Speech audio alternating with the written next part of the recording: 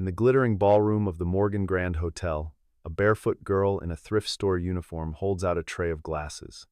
At the center, billionaire Silas Morgan stops mid-speech, his gaze locked on the cheap silver necklace at her throat. The tiny locket is identical to the one he buried with his grief 18 years ago. Same scratch, same secret engraving. His hand trembles, champagne spilling, as he pushes through the crowd and whispers words that shatter both their worlds. "You can't be my daughter." Yet something in her terrified eyes feels unbearably, impossibly familiar tonight. The morning sun cuts through the floor-to-ceiling windows of the Morgan Group Tower, illuminating a man who owns everything except peace. Silas Morgan stands in his penthouse, salt and pepper hair perfectly groomed, charcoal suit pressed to geometric precision, coffee cup motionless in his hand. Below him, the city moves like clockwork. Inside him, nothing moves at all. His assistant, Vanessa Clark, appears with a tablet, her voice crisp as she recites the day ahead. Board meeting at 9. Gala tonight celebrating 30 years of Morgan Group. Press interviews with financial media.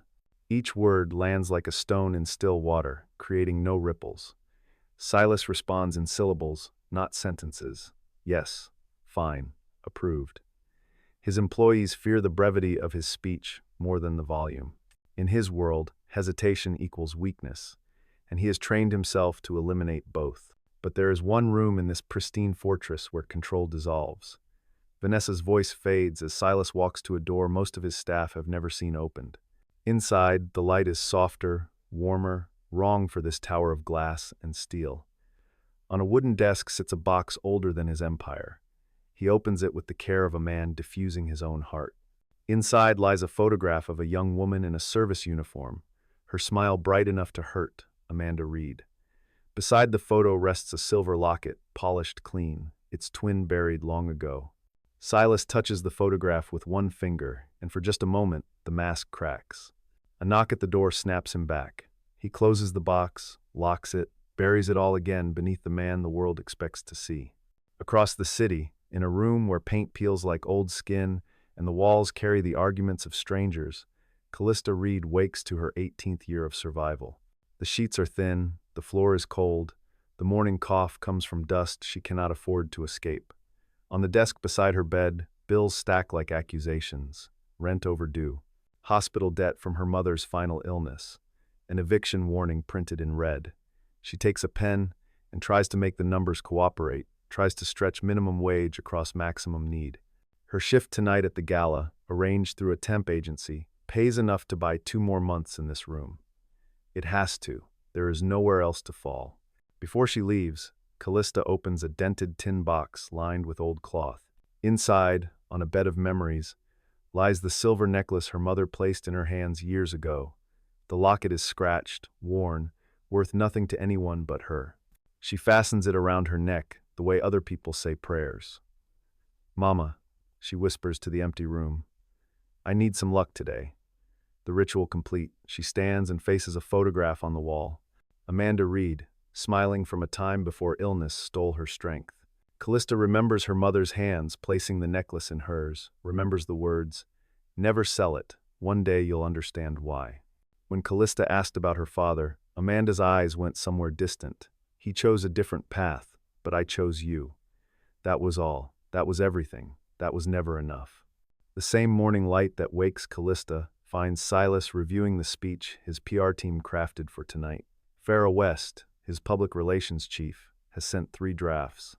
He corrects 2 sentences and ignores the rest, his mind elsewhere, his focus fractured by the weight of the box in the other room.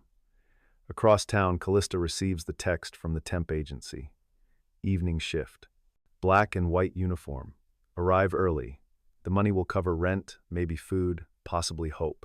She does not know that in 12 hours, 2 lives will collide in a ballroom built on his money and her desperation, that the necklace warming against her throat will detonate a secret buried deeper than any foundation. The Morgan Grand Hotel swallows the evening in chandeliers and champagne, red carpet, camera flashes, a river of wealth flowing through doors designed to keep poverty outside. Silas arrives in a limousine, Farrah at his side, her smile calibrated for every photographer's lens. Behind them walks Luca Morgan, Silas's nephew, a man who wears humility like a rented suit and ambition like a second skin.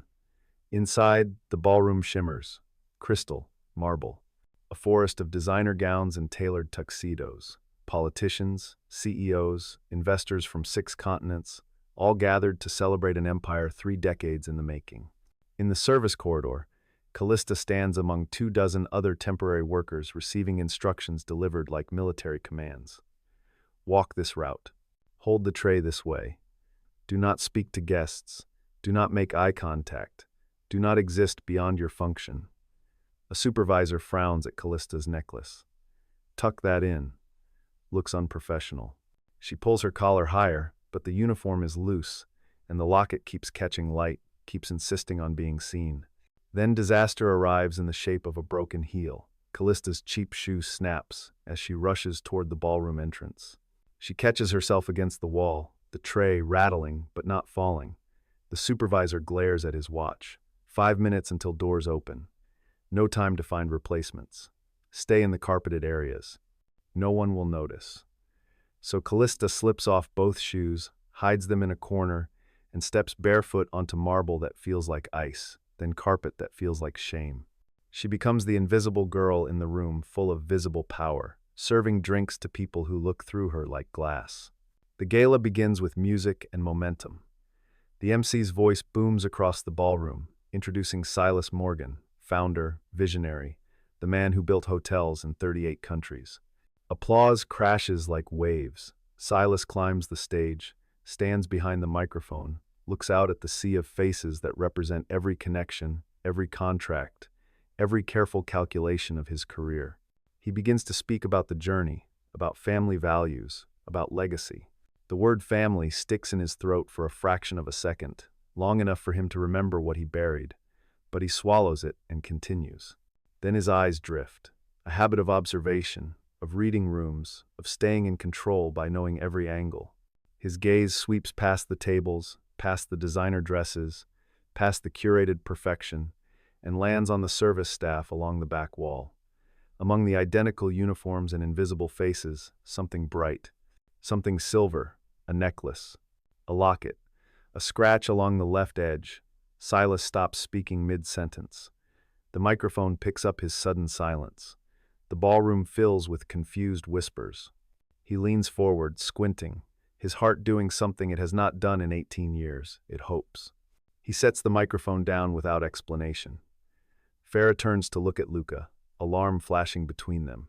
Silas steps off the stage and walks, not toward the investors or the press, but toward a barefoot girl holding a tray of champagne glasses, her eyes wide with terror, her hand shaking so badly the glasses chime like bells. The crowd parts, phones rise, cameras pivot.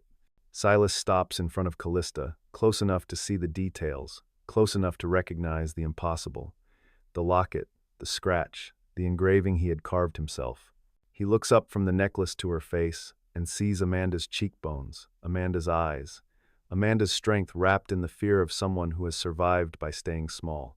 His voice comes out broken, barely a whisper, but the nearby microphone catches every syllable. You can't be my daughter. It is not a denial.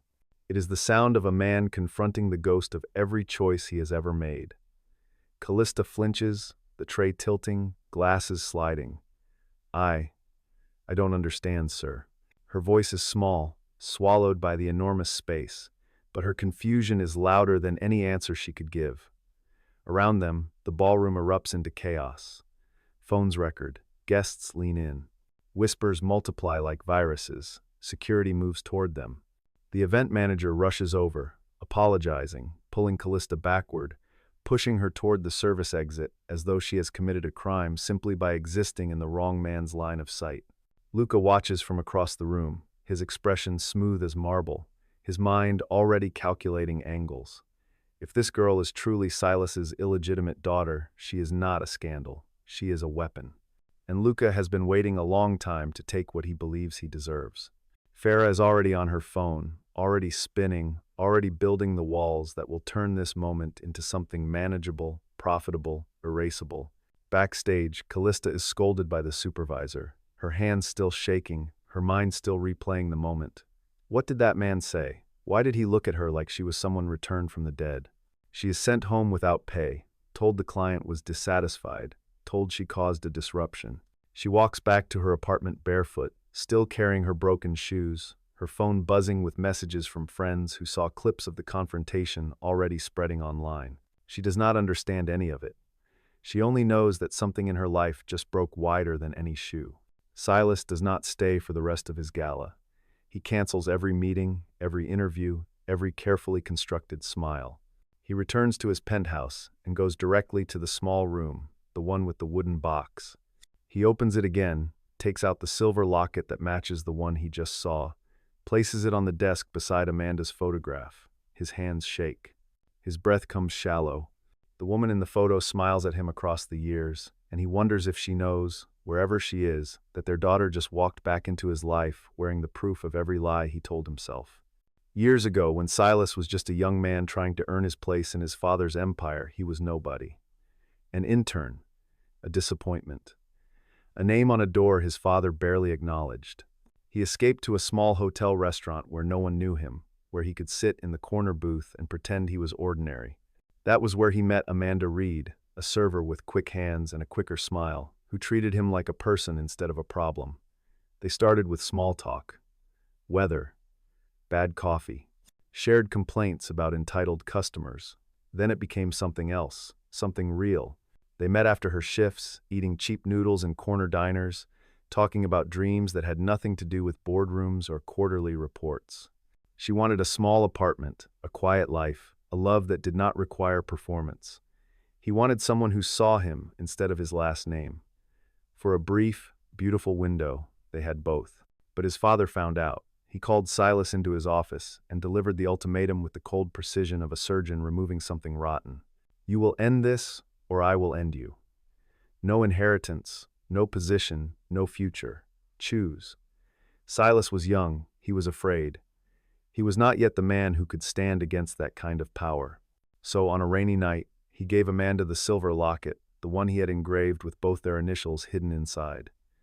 Wait for me, he told her, the lie tasting like metal. When I can stand on my own, I'll come back. Amanda looked at him with eyes that already knew the truth. She took the locket, she left. She never said goodbye, because she understood there was nothing left to say. Months later, a mutual friend mentioned in passing that Amanda had been pregnant, that she had disappeared from the city after one final meeting with Silas's father. Silas confronted his father, who dismissed it as rumor, as manipulation, as the desperate lie of a woman trying to trap his son.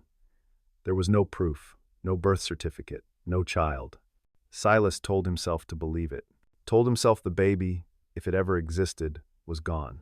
He had a second locket made, identical to the first, and buried it in an unmarked place as a monument to the daughter he told himself was never born. Every year he visited that spot. Every year he did not search for Amanda. It was easier to grieve a ghost than to face the woman he abandoned. Now, 18 years later, the ghost has a name. Callista. She has Amanda's face, she has the locket, and she has been living blocks away from his empire, invisible, barefoot, struggling, while he built towers with her mother's name buried in his foundation. The next morning, Callista wakes to messages telling her she has been blacklisted. The temp agency will not book her again. The client filed a complaint. Something about disrupting an important event, though she still does not understand how. She goes to her other part-time job, a late-night diner, and begs for extra shifts. The manager shakes his head. Business is slow. There are no extra hours. Back in her apartment, she sits at the desk and stares at the bills. The gala was supposed to solve this. Now she is further behind than before. She looks at the photo of her mother, and for the first time in months, she feels the weight of being completely alone. In her drawer is an envelope, sealed, her name written in her mother's handwriting. Open when you're ready, Amanda had told her, days before she died. Callista touches the edge of the envelope, feels the weight of secrets inside, but fear stops her. What if the truth inside is worse than not knowing? What if her father, whoever he is someone who never wanted her at all? She slides the envelope back into the drawer and closes it. Not today. Today she is too tired for truth. Silas, meanwhile, cannot return to normal. In board meetings, he stares at financial projections and sees only the scratch on a silver locket. His colleagues ask for decisions, and his answers come delayed, distracted. Vanessa notices. She has worked for Silas long enough to recognize when something beneath his surface is cracking. One evening, he calls her into his office and gives her an assignment that has nothing to do with quarterly earnings. The girl from the gala, the one with the necklace. Find out who she is, where she lives, everything. Vanessa does not ask why. She contacts the event company, uses the weight of the Morgan name to request the full staff roster, and finds the name Callista Reed, 18 years old, hired through a temporary service. She brings the name to Silas, and when he hears the last name Reed, his face goes pale. He grips the edge of his desk so hard his knuckles turn white. Amanda's last name was Reed, he says, more to himself than to Vanessa. Get me a private investigator. I need to know everything, quietly. Vanessa calls Flynn Carter, a man who has handled sensitive internal investigations for Morgan Group before. Flynn is thorough, discreet, and expensive. He takes the job without questions. Within 48 hours, he has followed Callista from her apartment to her diner job, watched her count coins at a bus stop, seen the eviction notice taped to her door. He talks to neighbors, the landlord, old co-workers of Amanda's. The picture that emerges is one of quiet struggle, a mother who worked herself to exhaustion to raise a daughter alone, a daughter who inherited nothing but medical debt and a silver necklace. When Flynn delivers his report to Vanessa, he includes one critical detail. Her mother's name was Amanda Reed. She worked at a Morgan Group hotel 19 years ago. She died 6 months ago from an illness she couldn't afford to treat. Vanessa reads the report twice before bringing it to Silas. When she says the name Amanda Reed out loud, Silas has to sit down. The room tilts, the air thins. He asks Flynn for an address. Against Vanessa's advice, he decides to go himself. I have to see her, he says. And Vanessa knows better than to argue when Silas uses that tone. They take the limousine through neighborhoods that get narrower, darker, more forgotten with every mile. When they pull up outside Callista's building, people stare. Limousines do not come to this part of the city. Silas steps out, Vanessa and Flynn behind him, and enters a building that smells like mildew and defeat. The hallway is narrow, the walls stained, the lights flickering like dying hope. His polished shoes echo against cracked tile, each step a journey into the world he left Amanda to navigate alone. Callista opens the door and freezes. The man from the gala stands in her hallway, flanked by 2 others, all of them looking impossibly out of place in this space built for people the world forgets. She is wearing an old t-shirt, faded jeans, her hair tied back, the necklace still resting against her collarbone. Silas looks past her into the apartment. He sees the photo of Amanda on the wall, older but unmistakable. He sees the stack of bills, the single bed, the peeling wallpaper, the life his choices created. Who gave you that necklace? His voice is rough, barely controlled. Callista's hand moves instinctively to her throat. My mother, Amanda Reed. The name lands between them like a confession. Silas closes his eyes, breathes through something that looks like pain. When he opens them again, his voice is different, businesslike, wrong. If you're willing to return the necklace and agree not to speak about the gala incident, I can offer you enough money to clear your debts and set you up somewhere comfortable. The words are meant to sound generous, but Callista hears them for what they are, a transaction, a buyout. The same logic that probably sent her mother away in the first place. Her fear turns to something hotter. You think your money can buy everything, don't you? This necklace is the only thing my mother left me. I'd rather sleep on the street than sell it to you. Her voice shakes, but her words do not. Silas flinches as though she has struck him. He realizes, too late, that he has just repeated the exact mistake his father made. He has tried to solve a human problem with money, and in doing so, he has proven he has learned nothing at all. Please, he starts. But Callista steps back and closes the door in his face. The sound of the lock sliding into place echoes in the hallway. Silas stands there, staring at the closed door, feeling for the first time in decades like the powerless young man who let Amanda walk away. Vanessa touches his arm gently. We should go. They leave, but Flynn lingers long enough to slip his business card under the door, just in case. By the next morning, the video has gone viral. Someone at the gala filmed Silas approaching Callista, filmed the moment he whispered, "You can't be my daughter," filmed the shock on both their faces. The internet does what the internet does best. Speculation, theory, accusation. Headlines scream questions. Billionaire's secret child? Morgan's scandal unfolds. Who is the girl with the necklace? The Morgan Group Board of Directors calls an emergency meeting. Stock prices waver. Investors demand answers. Farah assembles her PR team and begins constructing a narrative. The official statement will suggest that Silas was momentarily confused, that the necklace reminded him of a daughter he lost years ago, that the girl is likely attempting to exploit the situation for financial gain. Luca sees the crisis as an opportunity. He meets privately with select board members, planting seeds of doubt about Silas's stability, his judgment, his ability to lead during turbulent times. Perhaps, Luca suggests with calculated concern, it's time for new leadership, for the good of the company. His plan is elegant. Discredit the girl, protect the brand, position himself as the stable alternative. All he needs is for Callista to look like a con artist, and the board will do the rest. But there are people in the Morgan household who remember the truth. Matilda Grant has been the estate's housekeeper since before Silas took over the company. She was there the day Silas's father called Amanda to the house, there when he handed her an envelope thick with cash and thin with compassion, there when Amanda left with her hand over her stomach and tears on her face. Matilda has carried that secret for 18 years, but when she sees Callista's face on the television, sees the necklace, sees the pain in Silas's eyes, she cannot carry it anymore. She finds Silas in the small room with the wooden box. "Mr. Morgan," she says quietly, "there's something you need to know about the day Amanda left." She tells him everything, how his father threatened Amanda, how he paid her to disappear, how Amanda refused at first, but eventually took the money because she had no other choice, because she was pregnant and alone and terrified.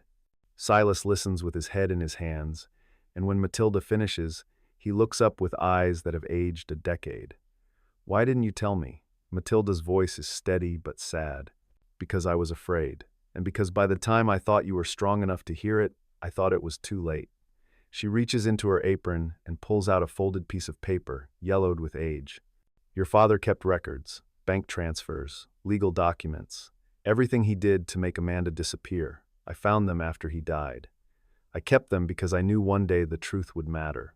While Silas confronts the sins of his father and his own cowardice, Callista sits in her apartment staring at the envelope her mother left behind.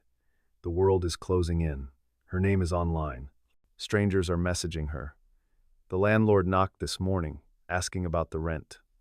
She has no answers for any of it, so she opens the envelope.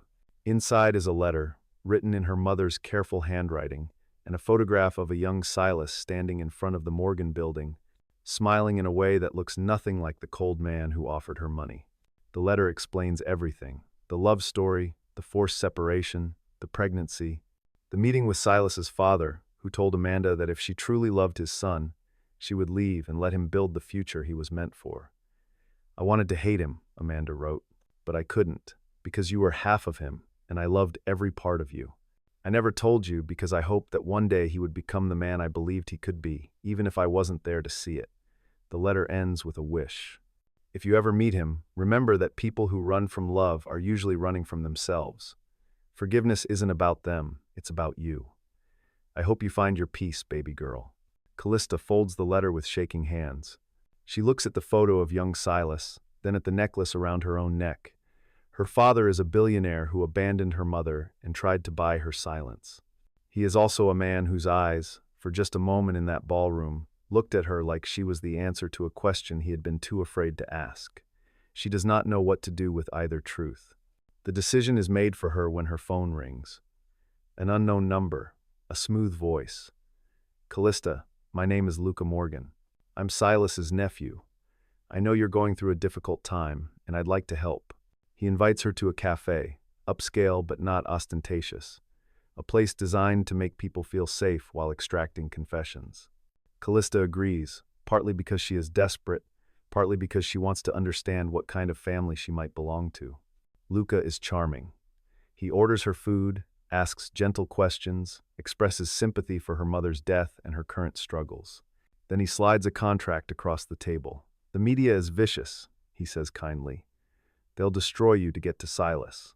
But if you sign this, acknowledging that you used the necklace to manipulate a moment for financial gain, I can make sure you're compensated and protected." The contract offers more money than Callista has seen in her life. Enough to escape the apartment, the debt, the fear. All she has to do is say she lied. Her mother's letter burns in her pocket. She thinks about Amanda, who took money from Silas's father but never betrayed her daughter with lies. She thinks about the way Silas looked at her in the ballroom, like she was both wound and miracle. She pushes the contract back across the table. No, Luca's charm evaporates. You're making a mistake. You have no idea who you're up against. Callista stands, her legs unsteady but her voice clear. I'm not selling my mother's story. Not to you, not to anyone. She turns to leave, and that is when Luca's patience ends. He gestures to a man near the door, someone too large to be just a cafe customer. The man moves toward Callista, not threatening yet, but blocking her exit. Just think about it, Luca says, his voice harder now. Callista tries to push past, and the man grabs her arm. She pulls away, stumbles backward toward the street, loses her balance. The edge of the curb catches her heel, and she falls hard, her head striking the pavement with a sound like a door slamming shut. The necklace snaps, skitters across the asphalt. A car swerves, brakes screaming, blood pools beneath her head. Flynn Carter, parked across the street on Vanessa's orders to keep an eye on Luca, sees everything. He is out of his car before the man who grabbed Callista can decide whether to help or run. Flynn calls for an ambulance, takes photos of the scene, the people involved, the broken necklace lying in the street. He picks up the locket carefully, wraps it in his handkerchief, and tucks it in his jacket. Then he follows the ambulance to the hospital and calls Vanessa. Callista Reed is in the emergency room. Luca Morgan is responsible. I have evidence. The board meeting that follows is the kind that ends careers. Silas enters the conference room to find Luca and Farah already presenting their version of events. Callista is a con artist who approached Luca for money and staged an accident when he refused. The solution, they propose, is simple. Silas steps down temporarily to deal with personal matters. Luca assumes interim leadership, and the company issues a statement distancing itself from the scandal. Several board members nod. It is clean. It is safe. It protects the stock price. Then Silas stands. He does not look at the notes Farah prepared. He looks at the faces around the table, and he tells the truth. All of it. Amanda, the pregnancy, his father's threats, his own cowardice, Callista, the necklace, the 18 years of silence. The room goes silent. Farah's face drains of color. Luca's jaw tightens. Then Matilda enters, flanked by Vanessa, carrying a folder of documents, bank records, letters, proof that Silas's father paid Amanda to disappear. Flynn follows with his phone, projecting security footage onto the conference room screen. Luca cornering Callista. The contract, the grab, the fall, frame by frame, the truth dismantles every lie. Finally, Vanessa stands and places a sealed envelope on the table. DNA results, she says. 99.9% probability. Callista Reed is Silas Morgan's biological daughter. The silence that follows is the sound of a scandal transforming into a reckoning. Luca has no defense. Farah's carefully constructed narrative collapses. The board members who were ready to remove Silas now face a different problem. A man who publicly admits his failures is harder to attack than one who hides them.